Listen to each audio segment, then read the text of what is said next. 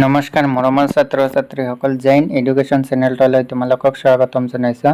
আজি আমি আলোচনা কৰিম পঞ্চমমান শ্ৰেণীৰ অসমীয়াৰ পাঠ নং 12 আগতে নিজে নিকা হ নামৰ কবিতাটিৰ প্ৰশ্নৰ উত্তৰবিলাকৰ বিষয়ে আলোচনা কৰিম। গতিকে ভিডিঅ'টো শেষলৈ চাই থাকক।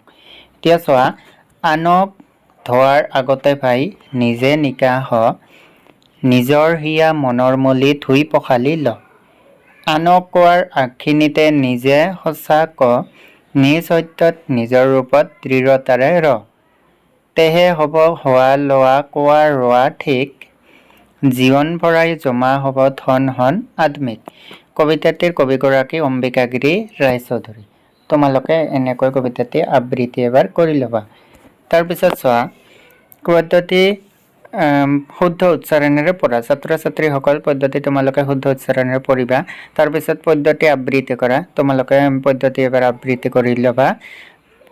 তাৰপিছত উত্তৰ লিখাত আছে ক নম্বৰত পদ্ধতিৰ ৰচক কণ, খ নম্বৰত আছে কবিয়ে আনক ধোৱাৰ আগতে নিজকে কি হ'বলৈ কৈছে।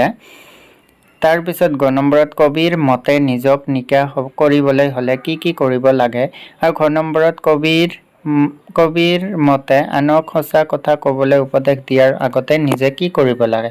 গতিকে এইবাৰ আমি প্ৰশ্নৰ উত্তৰবিলাক চাম। প্ৰথমতে চোৱা, ক নম্বৰত আছে পদ্ধতিৰ ৰচক কণ। তোমালোকেতো জানাই পদ্ধতিৰ ৰচক হ'ল অম্বিকাগিৰি ৰায়চৌধুৰী। তাৰপিছত খ নম্বৰত কবিয়ে আনক ধোৱাৰ আগতে নিজকে কি হ'বলৈ কৈছে।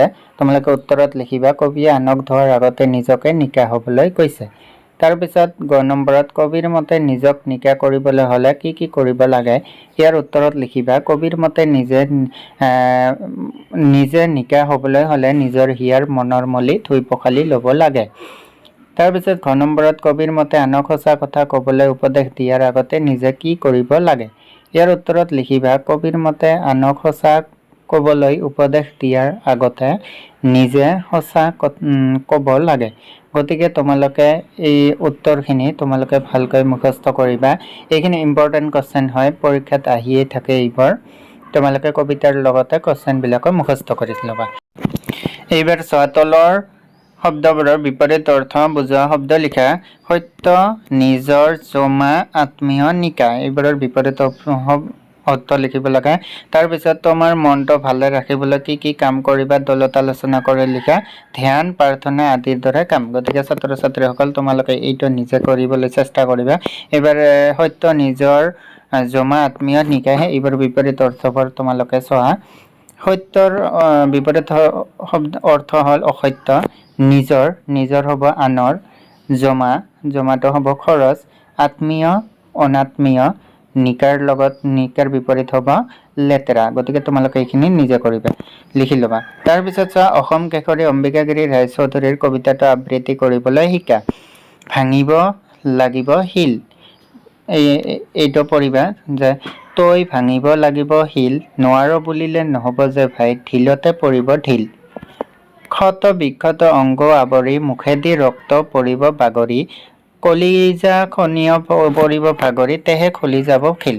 পৰি মৰি উঠি কোবাব লাগিব, তেহে পাষাণৰ বক্ষ ভেদিব, তেহে সুৰোধনী মাতৃ জাগিব, লৈ শতধাৰ, শত জনমৰ কলংক কালিমা, পুঁজি সাঁচি লোৱা গোলামী গৰিমা, উটুৱাই নিব পাৰিব মহিমা, তেহে কলা বগা হ'ব মিল। কবিতাটিৰ কবিগৰাকী কবি অম্বিকাগিৰি ৰায়চৌধুৰী। গতিকে তোমালোকে এইটো এবাৰ পঢ়ি চাবা।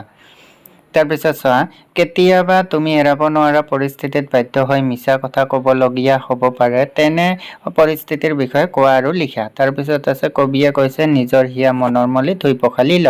হিয়া মনৰ মলি কেনেকৈ আঁতৰাব পাৰি সেই বিষয়ে দলত আলোচনা কৰি কোৱা আৰু লিখা। গতিকে ছাত্ৰ ছাত্ৰীসকলে এইবোৰ তোমালোকক নালাগে, তোমালোকে এইবোৰ এনেই পঢ়ি ল'বা, নালাগে, এইবোৰ ইম্পৰ্টেণ্ট নহয়। তোমালোকে ছাত্ৰ ছাত্ৰীসকল ভিডিঅ'টো যদি ভাল লাগিছে তেন্তে লাইক এটা কৰি দিবা, আৰু ধুনীয়াকৈ এটা কমেণ্ট কৰি জনাব ভিডিঅ'টো কেনে লাগিছে, আৰু লগতে চেনেলটো প্লিজ ছাবস্ক্ৰাইব কৰি দিব।